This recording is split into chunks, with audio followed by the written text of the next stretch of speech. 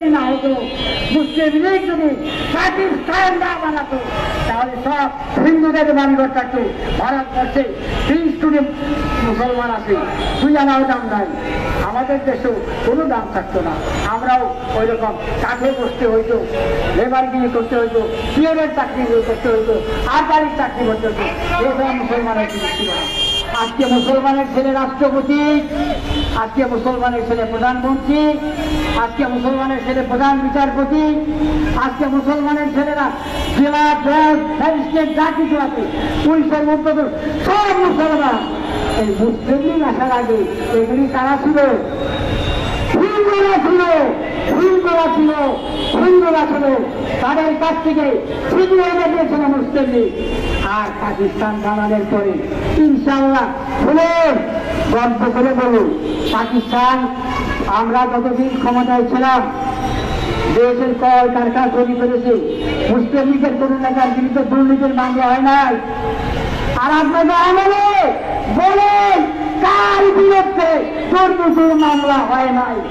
এই দেশে যারা ক্ষমতায় এসেছেন এই পর্যন্ত যে দলেরই হোক সকলের বিরুদ্ধে দুর্নীতির মামলা, সকলের বিরুদ্ধে দুর্নীতির মামলা। এখন হাতিয়া বিরুদ্ধে দুর্নীতি মামলা।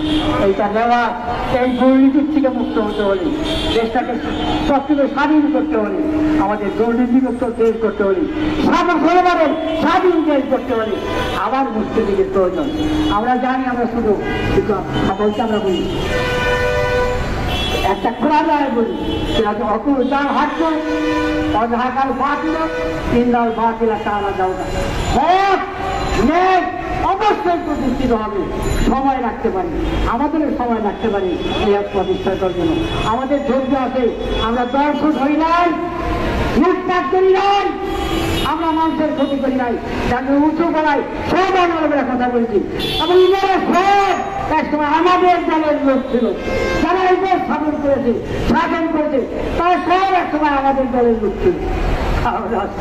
আজকে আমাদের দেশে তারা আমাদের চিন্তা করে, আমাদের দয়া করে, কিন্তু জানেন আল্লাহ সব কিছু করবে। মানি সে আল্লাহ আমাদের খুব বিশ্বাস ইচ্ছা আছে, সেই বিশ্বাস থেকে আপনাদের বলছি ইনশাআল্লাহ আগামী দিন শুভ হবে এবং সত্যের জয় অবদানিত হবে। সেই জন্য আমাদের অপেক্ষা করতে হবে। নাসরুল মিনাল্লাহি ওয়া ফাতহুন।